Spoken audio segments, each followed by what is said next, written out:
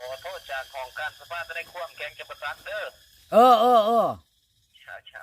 อันนั้นอยากอนาล่มกับพ่อใหญ่ตื่มน้อยหนึ่งนะเกี่ยวกับเรื่องเจ้ากับป้าคุณโฮมนะวันอะไร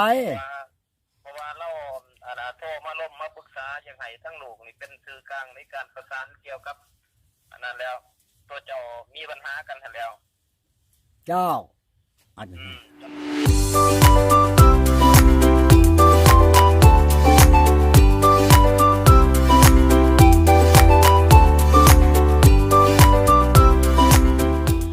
คอยไปใจหิใจห้อนเลยที่พ่อไปใช้ฮอดอยู่คือเก่ามอนไว้กับโมชานะที่ว่าหอมเพียงโดยก็คือถ้าเกิดว่ามีผู้แสบผู้สาวเนาะไม่ห่างนางหมายก็ได้เด้อพี่น้องเด้อได้คอยเอาได้โสดว่าซั่นซะแนะนำประตูก้อนโลดแต่แม่นนั่นคอยบ่เอาคนแก่บ่ได้ลูกชุดลูกเลยคอยบ่เอาขนาดว่า40ยังสิได้ลูกอยู่ละคอยเอา50ก็เอากันสิได้ลูกแหละคอยเว้าในนั้นได้ยังอยากได้ลูกอีเนาะทุกคนคอยนั่นอยากได้ลูกเฮ็ดหยังเจ้าว่าเฒ่าเลยยังอยากได้ลูกบ่แม่นคอยก็อยากได้มาชื่อแม่นอยู่บ่สิเลี้ยงเขาใหญ่บ่ซะทุกคนลูกคอยตายกับแม่มันตายกับลูกหลานคอยมันก็สิบ่ตายเบิดบาดเดียวหรอเนาะบ่ได้เลี้ยงอันผู้มันเกิดใหม่น่ะสิบ่ได้กินเหือกินแห้งเขาเบาเล่าโดยสิเว้าไปจังคอยอายุแก่ชำนี้ผู้อายุอันเกิดมา3 ปีตายก่อนคอยก็หลายแล้วแม่นเอาแม่เขาบ่แม่นความข่อยนี่สิเจ้เขาวันชื่นนี่หลานแม่นความเจ้าเบิดนั่นแหละเอาอันเด้แม่เฒ่าเนียมแม่เฒ่าชอนนั่นอยู่ในบ้านข่อย100ปลายเบิดเลยยังหันปึ้งๆอยู่มัดหัวเฉยอยู่แม่เฒ่าชอน140แหละแม่เฒ่าเนียมเราชาวมาเบิ่งรถเขาบอกข่อยว่านี่บ้านกุดแค่นี่แม่หญิงไดไปนี่บ่แม่นสิลงเจ้าได้มึงไปหยังไหนจื้อเฮาอยู่นี่โอ้ยบ้านนั้นไม่เท่าเฮาก็ย่อมือใช้แล้วน้องคนเฒ่าครับเฮาให้เจ้ามันยืนเด้อเป็นโหมโพมย้ายให้อันนี้ให้ดีเนาะตุจานเนาะให้พรเบิดแล้วบ่ปลาในหนองนี่เบิดแล้วบ่ยังอยู่ได้แต่ก่อนกันจักแล้วลูกหลานมาเผาให้ก่อนนี่ค่อยไปชี้มือเขาสิกินเจ้าไปน่ะผู้ใดเผาเฮือนเผาหลานมากาไก่ให้หลานข่อยจ้างมือ1 2 แสนจ้างอีกบ่บ่จ้างกันได้เนาะเขาก็หม้อแกงแรงง่ายก็จนปลามาอยู่เจ้าเบิ่งงัวเบิ่งควายเบิ่งเล่าเข้าลังเฮือนของก็ยังอยู่ครบบ่บัดนี้เจ้ากลับมามันสิไปใช้เขาก็บ่หารเอาดอกเนาะมันของเสียก็สิเป็นเชื้อชาติอาชนะเขาสิหารแบกเมื่อบ่ของข่อยนี่หมูหมาคนก็มีมันบ่ใกล้ก็100 200เขาเกลือให้มื้อเช้ามาเขาเกลือดูก่อนและเรื่องแบบว่าปัวขู่ปัวคนนี่ก็ยังปัวคือเก่าเนาะกูรักษาคนคือเก่าเนาะบ้านปอนั่นจนพ่อบ้านมาหนุบอยากให้ปัวลูกเราคอยยังมาอยู่บ่ได้มันหลายพ่อบ้านเอ้ยขอเรายังเชียร์มาปัวนำข่อยได้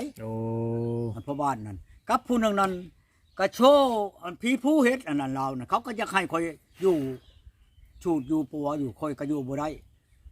ใจมันหดเนาะขายบ่ได้น้อยได้ข่อยว่าเขาก็ยังยอมสิปัวนำข่อยได้โดยคือลูกพ่อบ้านนั่นข่อยว่าแพงไหนบ้านเอ้ย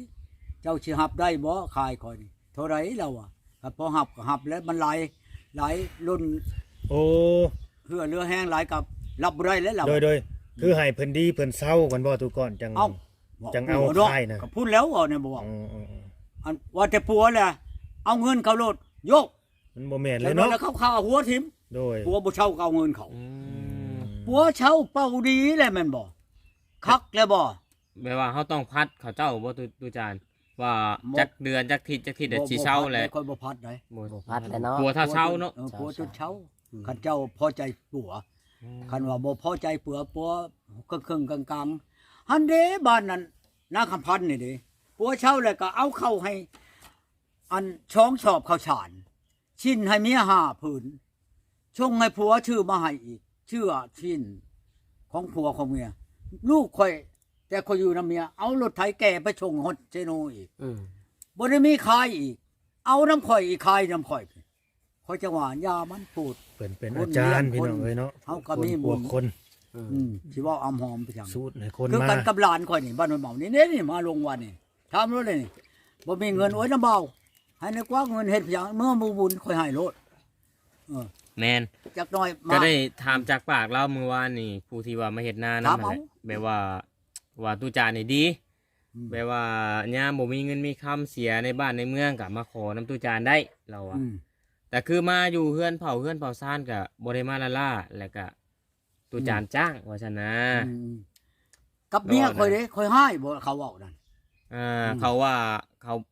บ่ได้ให้เขาว่าบ่ได้ยินข่าวซาดื้อหั่นนะ อืม แต่ว่าเขาก็บ่รับประกันเขาก็อยู่ในบ้านข่อยเขาว่าแนวนี้หั่นนะ เออ แต่ก็ถ้าว่าให้นี่ต้องมีซามีดื้อหั่นนะ เออ ตามที่เขาว่า คันว่าให้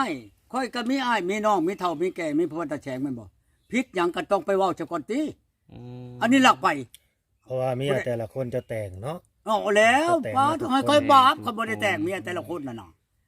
เชียร์น้ำเบี้ยเชียร์เงินหรือเพียงัวเชียร์ควายหรือใด โดย เว้นจากแต่คือกันกับบ้านอันนี้แหละอันชันละวันนี่เขาบ่ได้กินงัวกินแบะกินหมู อ้าว คนก็ถามว่าค่าแบะอะไรไปไหนล้านหนึงหมูได้ล้านหนึงค่อยเชียร์ให้โลด ให้ง่าย ค่อยมา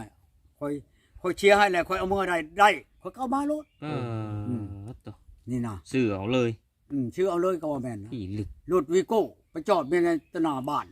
นี่เอาไปทีหนึงก็รถมอแพ้นี่บ้านมะเมานี่ เขาชื่อว่าอาเซียมาได้อหนู เออ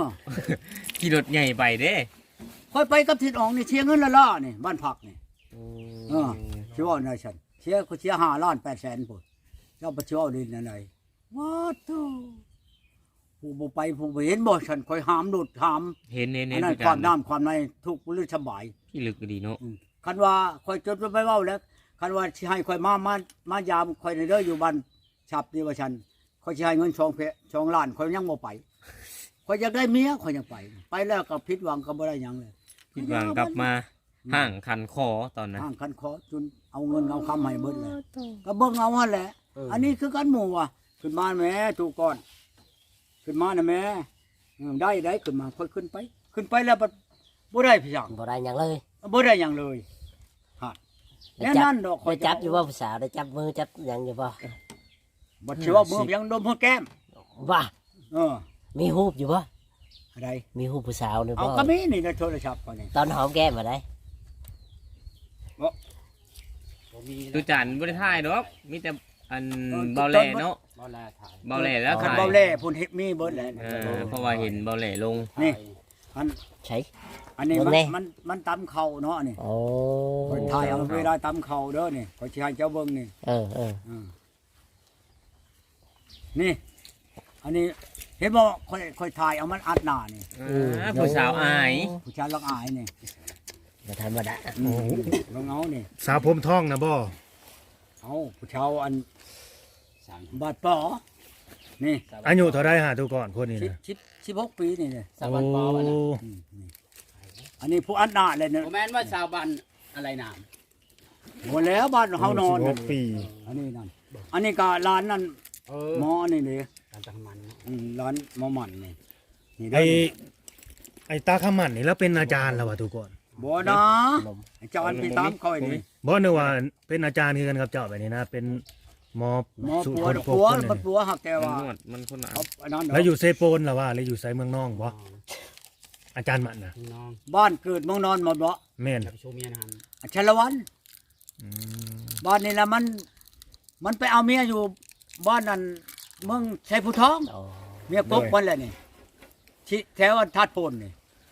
บ้านนี่เมียนี่มันป้าเมียนี่มันไปเอาเมียนั่นเดี๋ยวนี่นะนี่ผู้ชาวอัน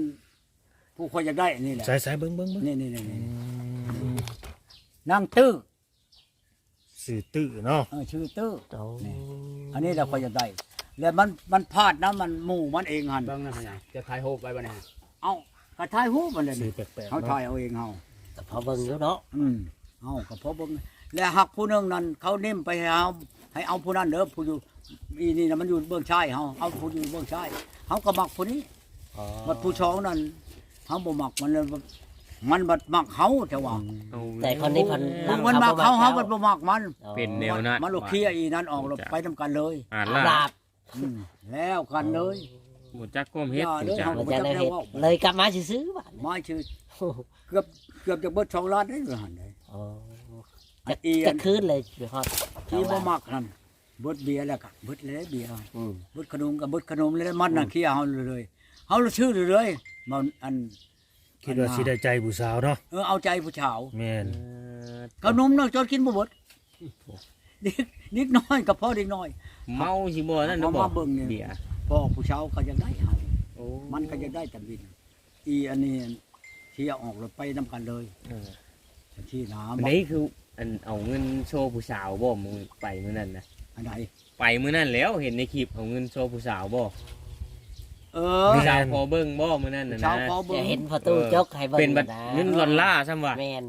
เงินล่อพุ่นแล้ว ตัว ยังอยู่บ่เดี๋ยวนี้ให้ผู้สาวเบิดแล้ว ให้ผู้สาวแล้วบ่จักฮะ ค่อยเปลี่ยนเลยเด้อ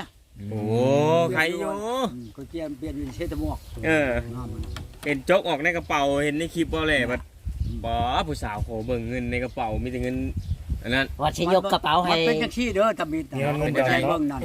แล้วมีเท่านึงนะอันเงินโลลานี่เปลี่ยนหลายปานใดแล้วว่ะ ว่า100นั่นเอ้า1002ล้านผู้ใดค่อยว่า อันเจ้าเชียวบ่เอาค่อยว่า มันคง2ล้านปลายเด้ อืม ค่อยก็สิเปลี่ยนเอานะแล้วเราเอามาบัดนี้ อืม เอามาให้ค่อยเบิ่งนั่นบ่แม่นว่าค่อยเอาเงินออกอ้างได อ๋อ เอาเราเอามามันเงินขนมนั่น เอาแล้ว เงินขนมนั่นเราว่าเราได้เก็บค่อยเลยเอาเงินค่อยออกมานี่เงินโลลาค่อยว่านี่เลขมันก็บ่คือกันได้นี่ นี่ของแท้เนาะ นี่ของแท้ค่อยว่านี่100ต่อ2ล้านปลายผู้ค่อยว่าค่อยว่านี่กับเราเนี่ยบ่แม่นค่อยอ้อกับบ้างผู้ชาวได้นั่นไหน โอ้ เจ้าจากทีมเลยทีมค่อยว่านี่เงินอันนี้นั่นอันนี้ค่อยติดอยู่ได้อันนั้นค่อยก็100นึงหั่นเงินอันปลอมมันนั่น เงินเจ้านะบ่มีราคาเนาะนี่ของข่อยนี่ของแท้ ของข่อยนี่ของแนวเขามาชื่อหักไม้น้ำข่อยได้นี่ไดเงินดอนนี่ อืม บ่แม่นว่าข่อยว่าคันนี้ก็ยังไดเขามาแต่พุ่นเงินนั้นอันนี้นั่นข่อยบ่สิอำไปสั่งอีกฮอดใบกีบใบอันช่องดอนน่ะนะเขาให้ข่อยนะแต่ว่าเงินข่อยนั่นพอดีบ่ก็บ่ได้หลายดอกเงิน230ใบเช้านั่นใบเช้าเหรียญนั้นอันใบหนึงใบชิปนั่นใบหนึง นะ ครับจะเป็นเพื่อนอะไรจะโทรไปแล้ว ข่อยมาเอาเช็ดหมวกเงินข่อยร้อนแล้วข่อยก็เปลี่ยนนะฮะได้2ล้าน3แสนใบหนึ่ง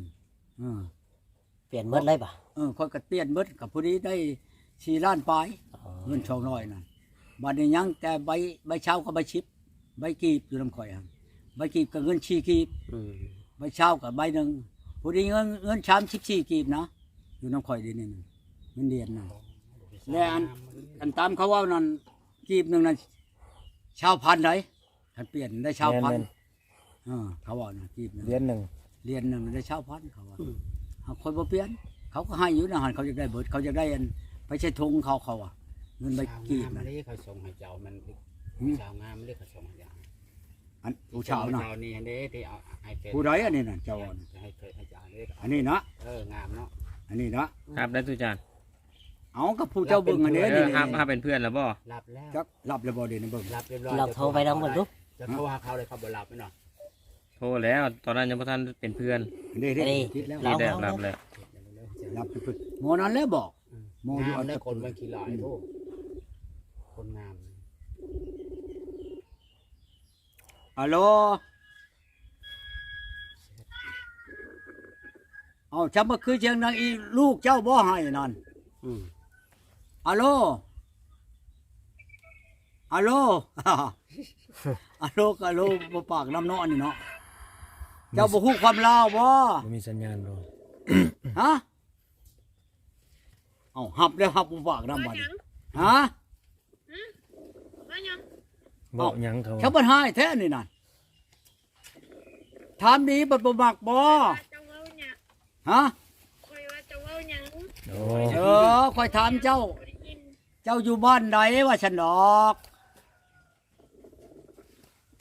บ้านพัก มันผัก บ้านผัก เป็นงานบ่เป็นงานบ่ เจ้าอยู่วันเจ้าเฮ็ดงานอยู่ในหันบ่ขอโทษเด้อ บ่ ขอโทษแหละขอยอยากถามเจ้าความชัดเชื่อนะเจ้าดันเฮ็ดงานที่ช้างอยู่ในหันนั่นพอกุ้มกินกุ้มอยากอยู่บ่ว่าเจ้าเฮ็ดงานอยู่หันพอได้กุ้ม กุ้มกินกุ้มอยากอยู่บ่ว่าได้ละลายไปได้อันเดือนหนึ่งวันหนึ่งอะนะ คอยไปเฮ็ดงานอยู่แต่เฮือนไปเฮ็ดหยัง เอ้าคอยเลยว่าเจ้าอยู่ในโรงงานดูอย่างนั้นนะ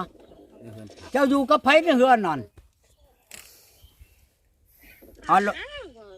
เจ้าขอโทษเด้อยันผัวเจ้าให้เด้อเว้านํเจ้านี่ คอยบ่มีผัว โอ้เจ้าบ่มีผัวบ่ สาวโสดบ่ โอ้จะถูกแล้วฉันขอยันเว้าผิดนะว่าถึงเมียหมู่แล้วโอ้ยไปเว้าได้นั่นนี่ยันผิดเจ้าหนนะขอโทษหลายๆนี่เอ้าคันเจ้าบ่ทันมีผัว มีผู้มักเจ้าสิเอาบ่เนาะ เอ้า พักแน่ได้คอยพาเขาลงไปแล้วเจ้ามีความหลีกเลี่ยงแล้วคอยให้เจ้าได้อืม